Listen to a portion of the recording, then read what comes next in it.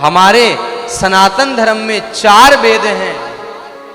सबसे प्रथम ऋग्वेद, द्वितीय सामवेद, तृतीय यजुर्वेद और चौथा है अथर्ववेद। ये 4 वेद हैं। और हमारी वैदिक परंपरा में 4 आश्रम हैं। पहले 25 वर्ष तक व्यक्ति ब्रह्मचर्य रहता है और ब्रह्मचर्य अवस्था में रह करके अच्छा ज्ञान प्राप्त करके उसके बाद वो गृहस्थ आश्रम में प्रवेश करता है। और गृहस्थ आश्रम में रह करके अपने बच्चे संतान उत्पत्ति करने के बाद, बच्चों की पढ़ाई लिखाई करवाने के बाद, उनका विवाह करवाने के बाद व्यक्ति को वानप्रस्थ आश्रम में जाना चाहिए। और वानप्रस्थ आश्रम पूरा करने के बाद व्यक्ति को संन्यास आश्रम में जाना चाहिए।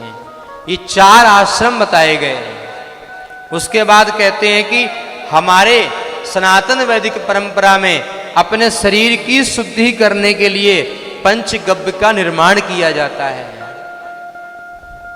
उन पंचगव्य में गौ का घी, गौ का दूध, गौ का दही, गौमूत्र और गोबर का प्रयोग किया जाता है।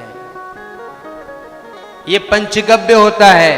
उसके बाद कहते हैं कि हमारा शरीर जिन 5 चीजों से बना उसको हम कहते हैं पंच तत्व। क्षिति जल पावक गगन समीरा, पंच रचित अति अधम शरीरा। हमारा शरीर 5 चीजों से बना है। उसमें पृथ्वी है, जल है, अग्नि, वायु और आकाश। ये 5 चीजों से हमारा शरीर बना हुआ है। और जिस दिन हमारी श्वास छूटेगी उस दिन ये 5 चीजें 5 में ही समा जाएंगी। फिर कहते हैं कि हमारे सप्त ऋषि हैं। इन सप्त ऋषियों का नाम लेने से ही हमारे सौभाग्य में वृद्धि होती है। उनमें सबसे प्रथम विश्वामित्र जी, जमदग्नि जी, भरद्वाज जी और फिर कहते हैं गौतम, अत्रि, वशिष्ठ और कश्यप। ये हमारे 7 ऋषि हैं। और सुखदेव स्वामी राजा परीक्षित को कहते हैं, परीक्षित जब भी कोई पूजन पाठ करने कोई व्यक्ति बैठे, अगर उसको अपने ऋषि का गोत्र मालूम नहीं है तो उस व्यक्ति को संकल्प में कश्यप ऋषि का नाम लेकर ही पूजन पाठ प्रारंभ करना चाहिए। जब भी हम कोई पूजा पाठ करते हैं तो पूजन करने से पहले एक बात विशेष रूप से ध्यान रखें कि संकल्प अवश्य करें। हम जिस कामना से, जिस कार्य के लिए भगवान की पूजा कर रहे हैं उस बात का संकल्प अपने नाम, अपने गोत्र से अवश्य करना चाहिए।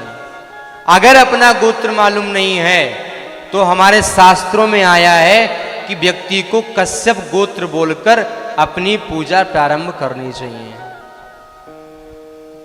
अब लोग कहते हैं कि एक ही गोत्र में विवाह क्यों नहीं करना चाहिए। ये बहुत लोगों के मन में आता है कि एक ही गोत्र में विवाह क्यों ना करना चाहिए। देखिए, अगर बरपक्ष विश्वामित्र गोत्र का है और इधर वधू पक्ष भी विश्वामित्र गोत्र का है तो इन दोनों का आपस में विवाह इसलिए नहीं हो सकता क्योंकि ये एक गोत्र है, सगोत्रीय हो गए, ये भाई बहन लगेंगे रिश्ते में, क्योंकि एक ही गोत्र के हो गए दोनों। इसलिए जब भी विवाह होता है तो विवाह में इस बात का विशेष रूप से ध्यान रखा जाता है कि गोत्र बड़ा महत्वपूर्ण है। अगर गोत्र किसी का भारद्वाज है तो सामने वाले का गोत्र दूसरा होना चाहिए।